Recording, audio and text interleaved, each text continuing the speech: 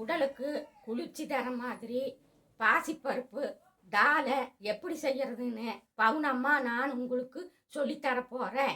இந்த மாதிரி அடுத்தடுத்து நிறைய நிகழ்ச்சிகள் உங்களுக்கு சொல்லித்தர போகிறேன். அதற்கு நீங்கள் சப்ஸ்கிரைப் பண்ணுங்க, கூடவே வர்ற பெல் சிம்பிளை கிளிக் பண்ணுங்க, லைக் பண்ணுங்க, ஃபாலோ பண்ணுங்க. வாங்க நிகழ்ச்சிக்கு போகலாம். வழக்கம் போல பவுனம்மாவுடைய இன்ட்ரோவை தொடர்ந்து எனது அருமை சகோதரிகளே, உங்களுடைய சகோதரனாக ஒரு குடும்ப உறுப்பினராக ஜெம்சி குருவாகிய நான் வர்ணனை செய்து காட்ட போகிறேன்.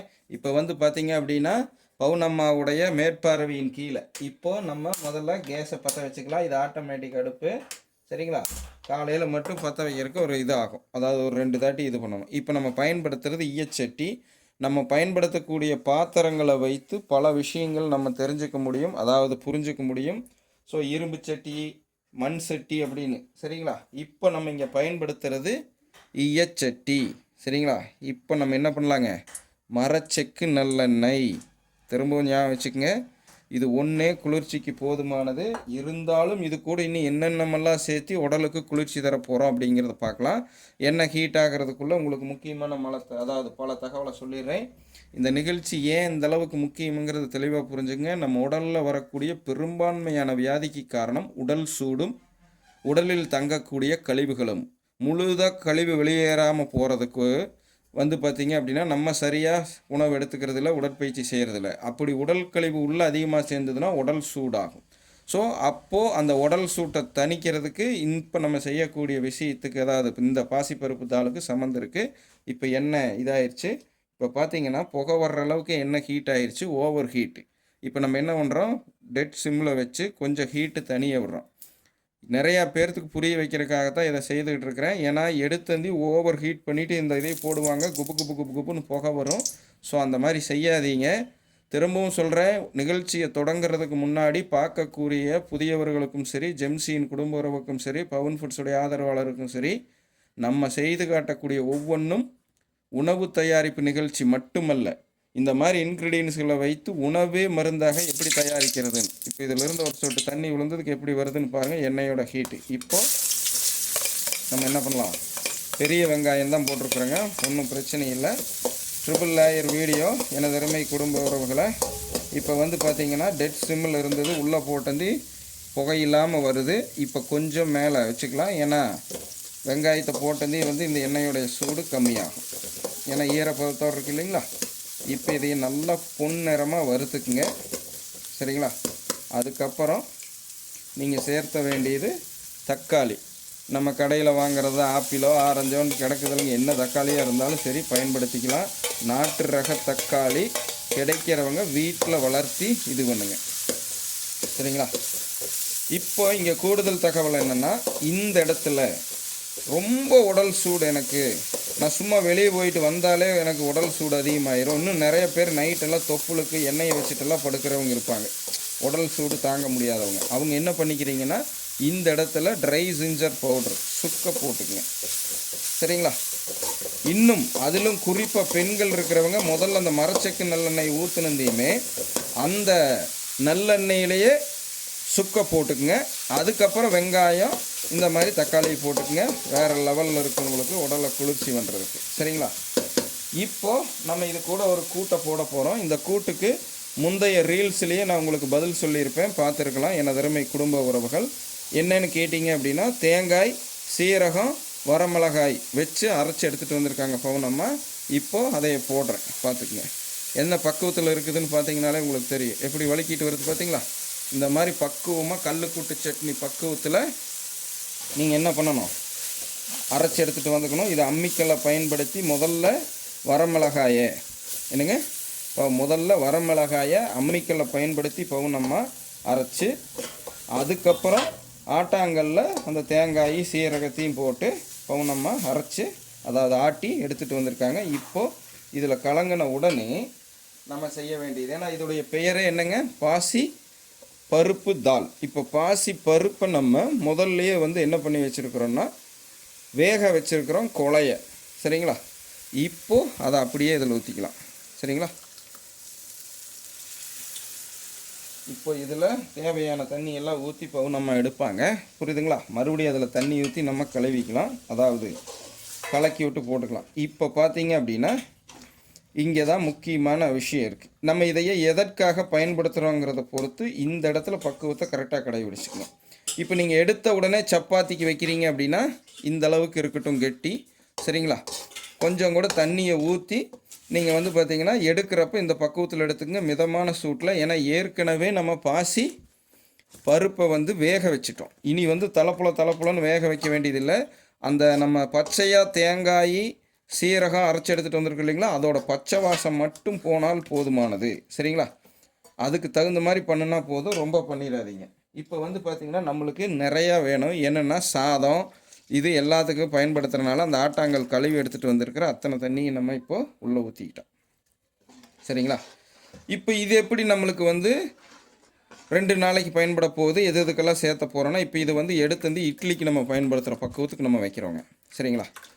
இப்போ காலையில் இட்லிக்கு, மத்தியான சாப்பாட்டுக்கு, நைட்டு வந்து சுண்டீரும், அப்போ வந்து சப்பாத்திக்கு ஆயிரும். ஸோ ஒரே டிஷ் 3 மெயின் டிஷ்ஷோடு நம்ம பயன்படுத்த முடியும். இவ்வளோ தான் விஷயம். இப்போது இது கூட வந்து பார்த்திங்க அப்படின்னா நீங்கள் என்ன பண்ணுறீங்க அப்படின்னா, நம்ம முதல்ல வறுத்து வச்சுருக்கிற கல்லுப்பு, சரிங்களா? இவ்வளோ போதுமானது. ஸோ கல்லுப்பு போட்டு இரும்பு கடாயில் வறுத்துருக்குறோம்.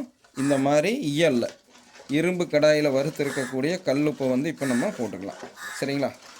இந்த கல்லுப்பு வந்து மிதமான சூடு இருக்கிறனால ஓரளவுக்கு சீக்கிரம் கரைஞ்சிரும். கல்லுப்பு கரைஞ்சதுக்கப்புறம் நம்ம போட வேண்டியது நாட்டு ரக மஞ்சள் தூள். இதில் எந்த ஒரு கலப்படத்தையும் அனுமதிச்சிடாதீங்க, சுத்தமான நாட்டு ரகத்தை பயன்படுத்துங்க. ஏன்னா இந்த மஞ்சளில் மட்டும் லெட் குரோமைட் மற்றும் மெட்டானிக் எல்லோன்னு 2 கெமிக்கல் கலக்கிறதாக செய்தி ஊடகங்கள்லேயே வந்திருக்குது. அது மட்டும்தானாங்கிறது நீங்களே சீர்தூக்கி பார்த்துக்குங்க. இப்போ நம்ம சுத்தமாக அரைக்கிற பக்கம் இருந்து வாங்கிட்டு வந்து மஞ்சள் தூளை உள்ளே போட்டிருக்கோம். இப்போ இது கூட வந்து கருவேப்பில் கொத்தமல்லி தழை போடலாமா? நல்லா புரிஞ்சுக்கங்க. சீரகம் இருக்கிறனால கொத்தமல்லி தழை நம்மளுக்கு தேவையில்லை. இருந்தாலும் ஃப்ளேவருக்கு வேணுங்கிறவங்க கொஞ்சமாக கொத்தமல்லி தலையை போட்டுக்கங்க. கருவேப்பில் கண்டிப்பாக போடலாம். இன்னும் தலையில் முடி இல்லைங்களா, தலைமுடி பிரச்சனை உள்ளவங்களாம் கண்டிப்பாக கருவேப்பிலை சேர்த்திக்கணும். இப்போ நம்ம வந்து பார்த்திங்கன்னா கருவேப்பிலில் நேற்று நம்ம என்ன பண்ணாங்க, கஷாயம் செய்கிறதுக்காக நைட்டே ஊற வச்சுருக்கிறதுனால இது கூட சேர்த்துல. ஏன்னா அந்த கஷாயமும் குடிக்க போகிறோம், ப்ளஸ்ஸு இதுலேயும் போட்டோம்னா ஓவர் டோஸ் ஆயிரும். அதனால் வந்து நம்ம கருவேப்பிலை சேர்த்துலை, நல்லா நோட் பண்ணுங்கள். கருவேப்பிலை சேர்த்தாமல் வச்சுருக்கோம், ஓகேங்களா? சீரகம் சேர்த்துனால நம்ம கொத்தமல்லி சேர்த்துல. ஸோ இவ்வளவு தாங்க, சிம்பிளாக எடுத்துக்கலாம். தயவு செய்து ஒவ்வொரு நிகழ்ச்சியும் பொறுமையாக பாருங்கள், ஸ்கிப் பண்ணாமல் பார்த்தீங்கன்னா தான் இடையில நம்ம சொல்லக்கூடிய விஷயங்கள் புரியும். இதற்கு ஏற்ற மாதிரி நம்ம குரு வைத்திய வித்தைகளை செய்துட்டு அதற்கு பலன் தர்ற மாதிரி இது குரு வைத்திய உணவே மருந்தாக நம்ம பவுன் ஃபுட்ஸில் நம்ம பவுன் அம்மாவுடைய மேற்பார்வையில் நம்ம உங்களுக்கு தொகுத்து வழங்குகிறோம். தெளிவாக புரிஞ்சுக்குங்க. ஸோ நீங்கள் சமைக்கக்கூடிய உணவுகள் சைவமாக இருந்தாலும் சரி, அசைவமாக இருந்தாலும் சரி, சரிங்களா? இப்போது நம்ம லைவும் போயிட்டுருக்கிறனால கட் பண்ண முடியாதுங்கிறனால அப்படியே நான் வந்து மாற்றிக்கிறேன். பவுனம்மா ஸ்க்ரீன் பார்ப்பாங்க, போய் பாருங்கள் நான் கரெக்டாக இருக்கிறேன் நான். ஸோ எனதருமை சகோதர சகோதரிகளை, கரெக்டாக இருக்குங்களா? இதோடைய முக்கியத்துவத்தை நல்லா புரிஞ்சுக்குங்க. திரும்பவும் சொல்கிறேன், இதோடைய முக்கியத்துவத்தை நன்றாக புரிந்து கொள்ளுங்கள். எனதருமை சகோதர சகோதரிகளை, முக்கியத்துவத்தை நல்லா புரிஞ்சுக்குங்க. உணவே மருந்தாக சமைக்கணும் அப்படின்னா எடிட் பண்ணுற கூட நம்மக்கிட்ட வசதிகள் இல்லாத தருணத்திலும் நிகழ்ச்சிகளை வழங்கக்கூடியதுடைய நோக்கம் என்னென்னா ரொம்ப ரொம்ப முக்கியம். மக்களுக்கு இன்றைக்கி உணவே மருந்தாக தயாரிக்கிறது அப்படிங்கிறது ஒரு அசால்ட்டாக போயிடுச்சு. தெரிஞ்சாலுமே கடைபிடிக்காமல் பணம்னு அறிவுரை லைஃப்லேயே ஓடிக்கிட்டு இருக்கீங்க. ஸோ அவங்களுக்கெல்லாம் போதிய தெளிவை கொடுத்து தெரியாதவங்களுக்கு வந்து சில விஷயங்களை கற்பித்து உணவே மருந்தாக சமைக்க வைக்கிறதுக்காக செய்யக்கூடிய விஷயம். ஸோ இது வந்து உங்களுக்கு போர் அடித்து இதாகிறதெல்லாம் நான் பொறுப்பல்ல. என்னுடைய கடமை பணி செய்து கிடப்பதே. என் தாயாரை மீட்டு, என் நட்பு வட்டாரங்களை மீட்டு, அதற்கு நான் என்னென்னமெல்லாம் பயன்படுத்தினேங்கிறத உங்கள் முன்னாடி தொடர்ச்சியாக வச்சுக்கிட்டே இருப்பேன். இந்த பவுன் ஃபுட்ஸ்லேயும் சரி, ஜெம்சிலையும் சரி, ஜெம்சி குருவிலையும் சரி. ஸோ பார்க்குறவங்க அந்த எண்ணெய் ஓட்டத்தோடு பாருங்கள். இப்போ பார்க்கக்கூடிய நம்ம பவுனம்மா 13 வருடங்களுக்கு முன்னாடியெல்லாம் பல்வேறு உடல் உபாதைகள்னால முடங்கி கிடந்தாங்க. இரத்த சோகை, எலும்புரிக்கி நோய், வெரிக்கோசைனு, கேஸ் ட்ரபுள் அப்படின்னு. ஸோ இன்றைக்கி அதிலிருந்து எல்லாம் மீண்டு வந்து ஆசை தீர அவங்க ஆசைப்படக்கூடிய அனைத்து உணவுகளையும் சாப்பிட்டுட்டு அதனால் வரக்கூடிய பக்க விளைவுகள் இருந்தெல்லாம் மீண்டுக்கிட்டு உணவே மருந்துன்னு ₹1 மருந்து இல்லாமல் வாழ்ந்து கொண்டிருக்கிறாங்க. ஸோ நான் என் தாயாரை மீட்ட மாதிரி நீங்கள் உங்கள் தாயாரை மீட்கிறதுக்கு ஒரு வழிகாட்டுதலாக, உடனே உங்கள் தாயாரெல்லாம் வந்து வாங்க, இல்லை அக்கா வாங்க, அம்மா வாங்க, உங்களை எல்லாம் மீட்கிறேங்கிறதுக்காக இந்த பதிவல்ல. அதை முதல்ல தெளிவாக தெரிஞ்சுங்க.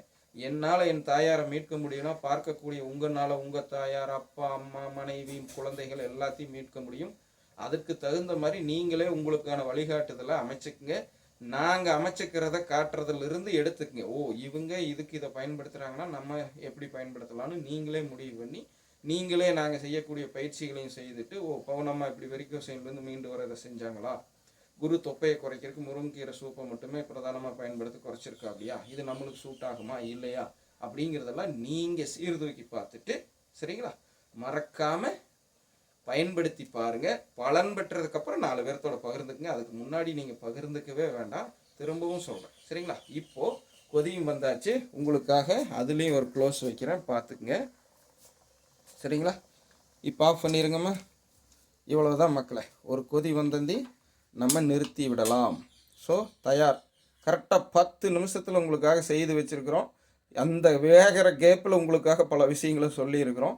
ஸோ தெளிவாக புரிஞ்சுக்குங்க. அடுத்த நிகழ்ச்சியில் உங்கள் பவுனம்மாவுடன் உங்கள் குருவாகி நான் சந்திக்கிறேன். திரும்பவும் சொல்கிறேன், உணவே மருந்தாக சமைக்கணும்னு ஆசைப்பட்டீங்கன்னா சைவமாக இருந்தாலும் சரி, அசைவமாக இருந்தாலும் சரி, சப்ஸ்கிரைப் பண்ணிக்கங்க, ஃபாலோ பண்ணிக்கங்க, கூடவே வர்ற பெல் சிம்பிளை போட்டுக்குங்க. இதில் பலன் பெற்று நல்லா இருந்ததுன்னு நினச்சிங்கன்னா லைக் பண்ணுங்கள். நீங்கள் பலன் பெற்ற மாதிரி 4 பேர் பலன் பெறணும்னு நினச்சிங்கன்னா 4 பேர்த்தோட பகிர்ந்துக்குங்க. நன்றி, வணக்கம் மக்களே. அனைவரும் இயற்கையோடு இணைவோம், இன்பமாய் வாழ்வோம்.